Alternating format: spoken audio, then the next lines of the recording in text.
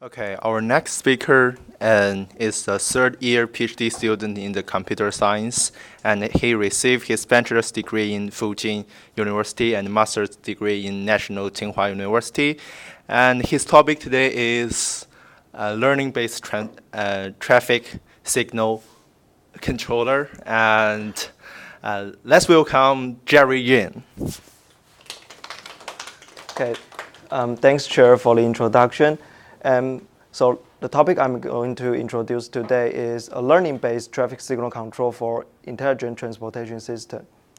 Okay, so let's start with a brief introduction. Okay, nowadays, our world has become more global and increasingly interconnected. Over 55% of human populations right now live in the urban areas.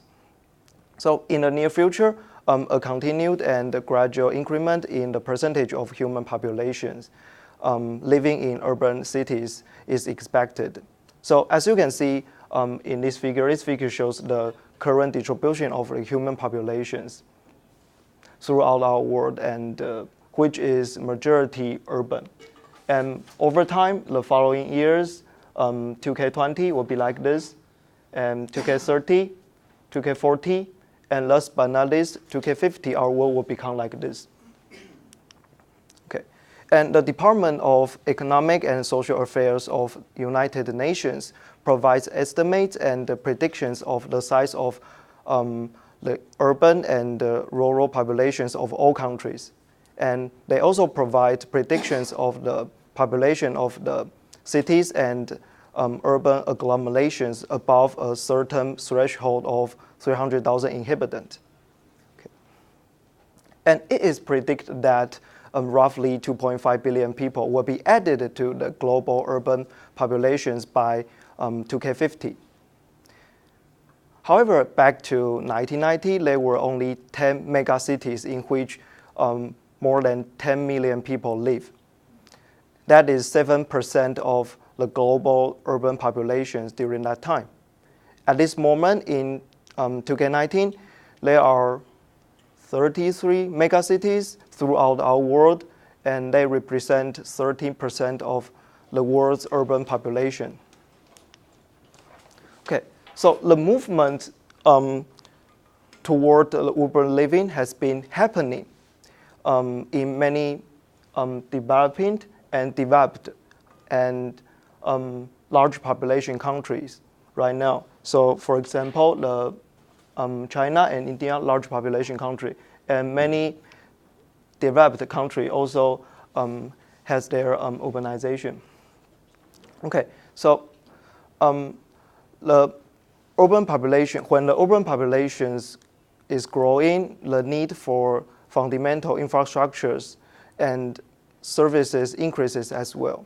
So the problem, like for example, like housing, water, supplies, education, the transportation, will be serious problem when the urban growth is become fast. Okay, the rest of my talk, I will focus on the transportation. As you can see, the left figure, the transportations dominate a great amount of emissions compared to others. And the right figure, you can see among the transportation, light-duty vehicles contribute nearly 60% of emissions compared to others. But the most of emissions from vehicles were produced by long-distance travel and long sojourn time because of the poor traffic control system. So in response to ever-increasing human population and high urbanization and high emissions, intelligent transportation system, ITS, has been extensively developed by European Union, Japan, and United States. Okay. And ITS has become a very popular research topic which guarantees reliability, safety, and efficiency for the next generation. And the traffic signal control, TSC, as one essential component of ITS, is responsible for scheduling traffic movement in order to enhance the overall throughput and lower down the average end-to-end delay. So the following section, I'm going to introduce a reinforcement learning-based traffic signal control for ITS. So what is reinforcement learning? Reinforcement learning is an unsupervised learning, which means it interacts with an environment without any human intervention. So basically, it behaves in a trial and error manner. So first, the agent observes a state and takes an action correspondingly. And afterward, it learns from the feedback, which is our reward, and observes a new state, which is S-prime.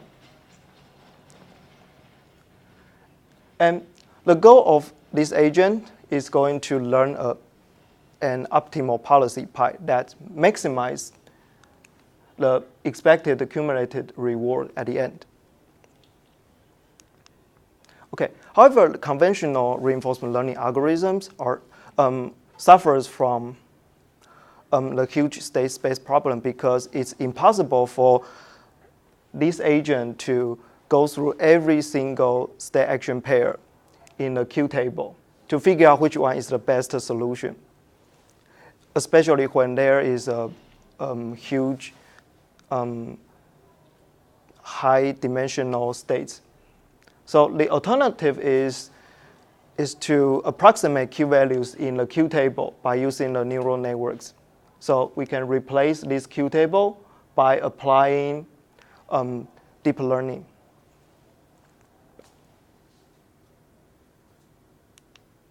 Okay. So our work based on the reinforcement learning with deep learning. So our experiments mainly focused on an environment where there is a 3x3 traffic network with 9 intersections, each of which has to activate one of the two phases, horizontal direction and the vertical directions. And based on our experiment, we found that our proposed method, as you can see, the red line, is able to outperform other papers in terms of learning performance and the average end-to-end delay. So our experiments shows that our method is more suitable than other papers for the complicated traffic environments, such as a grand network with multiple intersections. Okay, thank you very much for your attention. Any question?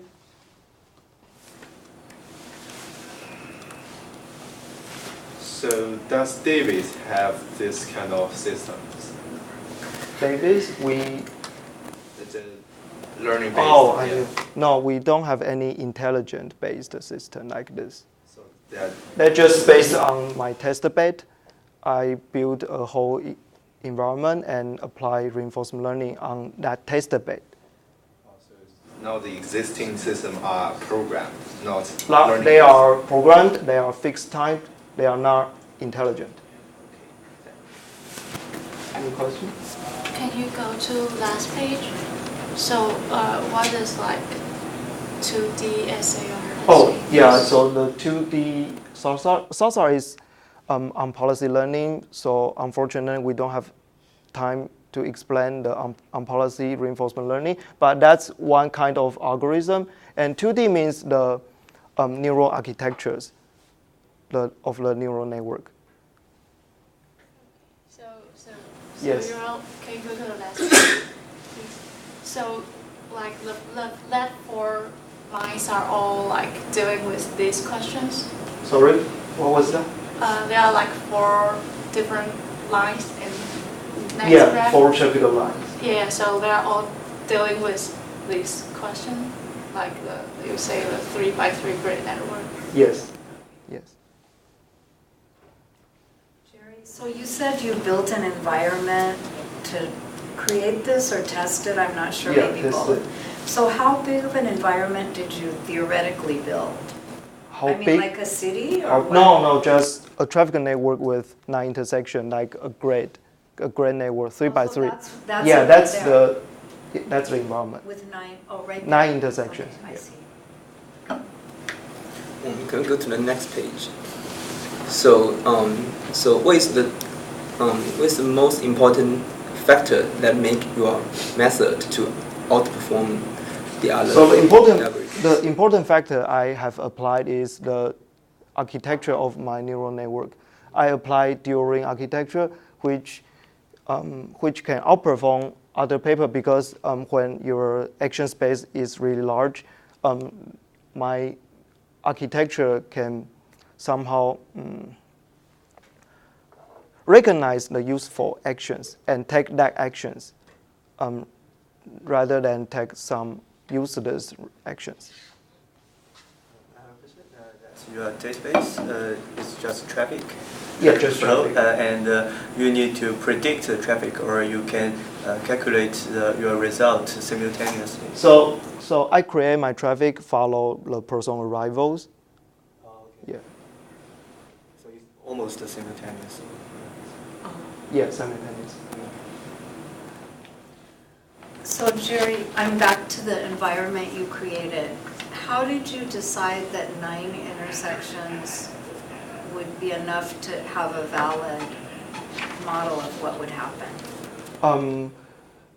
We are not sure about that, but at the first step, we want to start with a simple one. And in our future work, we are going to do 5x5, 7x7 larger traffic network.